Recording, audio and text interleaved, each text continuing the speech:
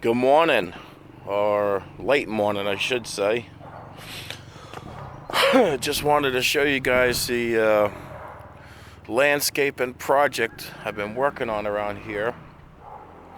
It's taken me a while, and it's actually taken me longer than I expected, just because it's not just one spot.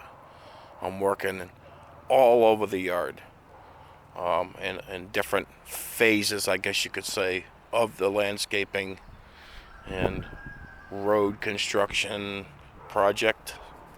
I mean, there's multiple areas that I'm patching up, so to speak, like over here against the fence, which I still need to rake it all out. And then what's taken me a lot of time here actually is busting all the clots, whatever you want to call them, but they're balls of dirt, essentially, and fertilizer. So once I start raking, they start popping up, and I gotta bust them so that way it rakes out nice and smooth. And I'll show you one here in a minute. So I've been building up not just the driveway, as you can see here, but then I've been backfilling because I'm building it up quite a bit. So it's like four to 6 inches when it comes to the edge of the driveway here. So I'm having to backfill it and then rake it all out and then bust all the dirt balls. I don't know what to call them. And then over here, this took me several hours actually, because this was all grass right here. But what was happening is, because we always walk, everything we'd go to do is this way. So we'd come down the stairs here and we'd walk this way. Okay, and so the grass it wasn't growing, and then it was just tracking dirt everywhere. And I'm being this is almost like a finishing of years of yard work and landscaping projects, so I'm kind of concluding years of projects. So essentially I'm just trying to make it nice, you know what I mean? And I can get real fussy. That's one thing about me. I actually stress myself out with how fussy I can get about making perfect curved lines and straight lines. It sounds funny. Some of you might be like this yourselves. I know if you're watching Tim, I know you can be when it comes to cars. So you kind of drive yourself crazy with how fussy you're being. I do that. So that can consume a lot of time. I'll turn around and show you this way. That way you get an idea of what I'm talking about. So that way, when I walk up here, I'm no longer tracking dirt. I'm not walking over what should be grass and killing it, you know? So anyhow, so far, this is probably about 10 to 12 yards of material here. It was 50 yards of round stone, that's what this is. And about 50 yards of loam and fertilizer, which I've actually been mixing together. So see the two different color piles down there? So that's basically cow manure, and then that's loam. And here in Maine, you tend to get more of a sandy type loam. So I've been mixing the manure in with the dirt, which is time consuming in itself. And then all this driveway or road here has just all been built up with gravel. That's another thing. I got about 50 yards of gravel, which is all underneath this stone, and then layered it up with stone. And as you can see here, I did the same thing on this side, which I gotta fix a couple of spots. See right there, as you get close to the end of the driveway, it's off. It wasn't off when I first did it, but something happened. Maybe I ran over the edge with the tractor, I don't know. And you can see someone already drove, and this is what I'm trying to avoid.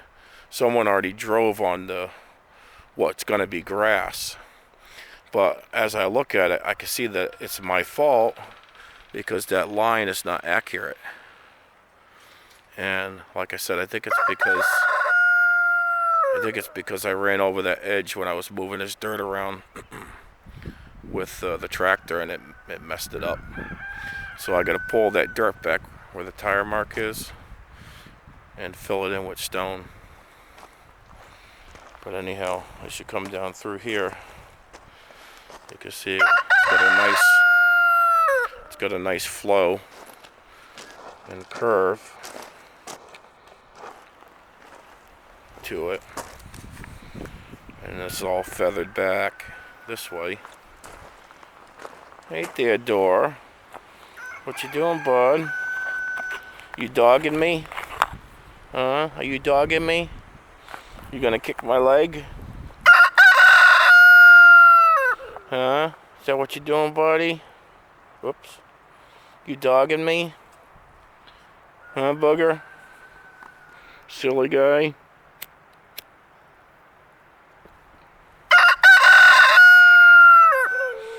Anyhow, so you see how that all curves that way. And then I got to do the same thing there. I got to cut all that in, backfill it. Same thing over there. Anyhow, so this comes down here, and as you can see, what's left will all get feathered in on this brown spot.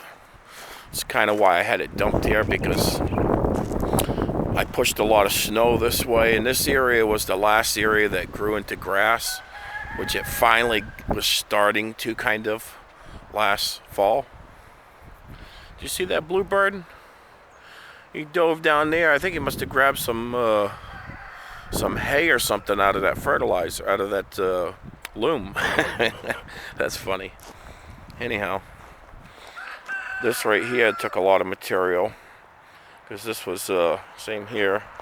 This is up probably about 8 inches here, and then I feathered it so this hill wouldn't be so steep. He's dogging me. He's dogging my every step. He wants to kick my foot. Nutball. Anyhow. So this comes around here. And this goes all in front of the chicken coop. Because this area right here, as you got closer down this way, yeah, he's dogging me. You kicking my foot, Goomba? Are you kicking my foot and my leg there, Theodore? Wackadoodle. Anyhow, you can see right here how much this is raised up. This is about 1 foot. So this took time to move this material over here. And then, you know, as I get further and further away from the material piles, it takes that much more time to move the material, because it's quite a distance away. I don't know really if you can get the idea on camera of the distance, but it's probably from here to where the pile is, it's probably about 300 feet. And my tractor, like most tractors, they have a limited speed. And not to mention, you don't want to go too fast over this stuff, because you'll start slinging rocks everywhere.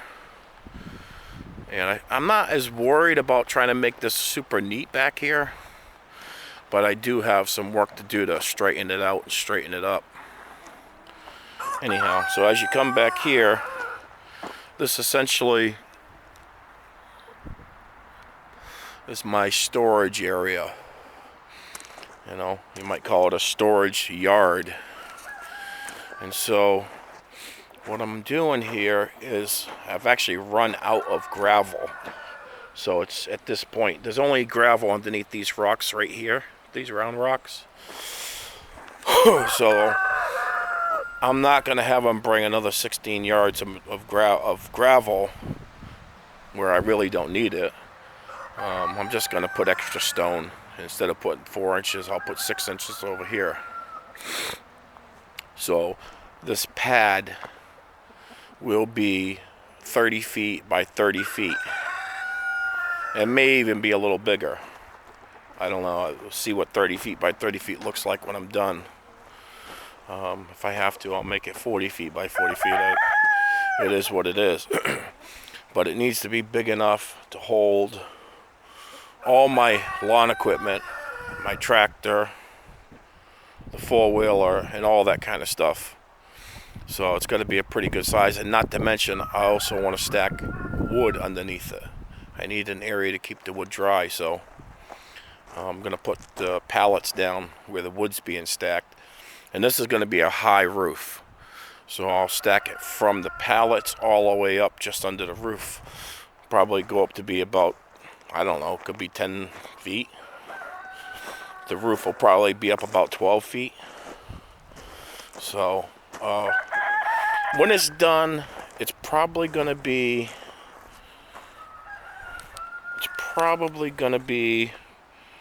about right here.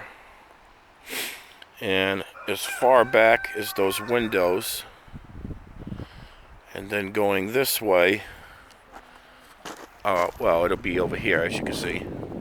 This is where it ends right here. So from here to those windows is actually probably about 40 feet. And then from approximately where that lawnmower cutter, I don't know what they're called, but lawnmower part there, the blades, the deck, I think it's called. From the deck over to about the back of my trailer there, which honestly is probably 40 feet. So it's looking like it's probably going to end up being 40 feet square. And honestly, I'll probably need that space. And then over top of it will be a roof. And originally it was going to be 20 by 20, which is the size of the roof on the chicken's coop. 20 feet by 20 feet. The building itself is 20 feet by 20 feet. So it's going to be about twice that size, I guess. 40 feet by 40 feet. And eventually I will put walls on it, but and it'll turn into a little literal garage at some point. But for now, it's just going to be a roof. It's just going to be a roof just to keep everything dry and safe and give me an area where I can wrench on stuff. If the tractor needs a little bit of work or the lawnmower needs a little bit of work and it's a rainy day, I can put it under here and I can work on it in a dry spot. Give me something to do to fill up the rainy days. So that's the plan. And then probably going to get another load of stone and then continue it right to the edge of the woods there. So not only do we have a path to get over there that's not muddy, although it's dry at this time of the year. It's all dried out now pretty much. A little bit wet there. It gives a place for the four-wheeler, a path for the four-wheeler to ride up and down for the guy that I take care of. It that's actually his four-wheeler. So, and he likes to be able to ride on it, and I don't want it driven on all this over here, because I want this to be a grassy field. And if you ride on it, it's going to be just dirt. So this will give him that ability to ride his four-wheeler up and down this path here, and at least until we can locate some good trails. So that'll be nice. Nice clean area. So it's a big project, and it's gotten bigger. It started out where I was just getting a couple loads of loam and a load of gravel and a load of the round rock, and it's just gotten bigger and bigger, more and more. which is how most home improvement projects work. I don't think I've had one if I could say it, one home improvement project that hasn't become bigger than I originally intended. But to be honest with you, I just want to get this landscaping done. It's every year, you know. I mean, at least this front yard and the side yard, at least up until this point right here to that tree. I mean, in the years to come, if we have years to come, there will still be more to do down here in the field as far as making it level and raising up the grade. Because I'd like to have it so it's relatively a smooth grade from this point here, so it flows. The grade will flow straight down,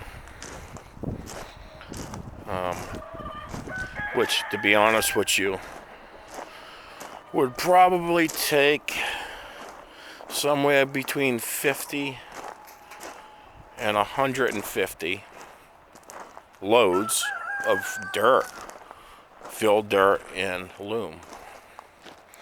You know, I know it's hard to get an idea of how steep hills are, but where the chicken coop is down to where the hay is right there, that's probably about a 4-foot drop or a 4-foot incline from the bottom to the top.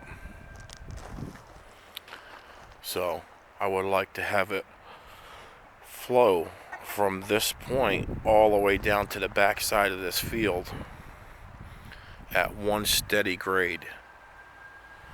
So that way the water, the runoff water, will not pool in it, because it was pooling right here. That's why this area got more wet than the rest and stayed muddy longest.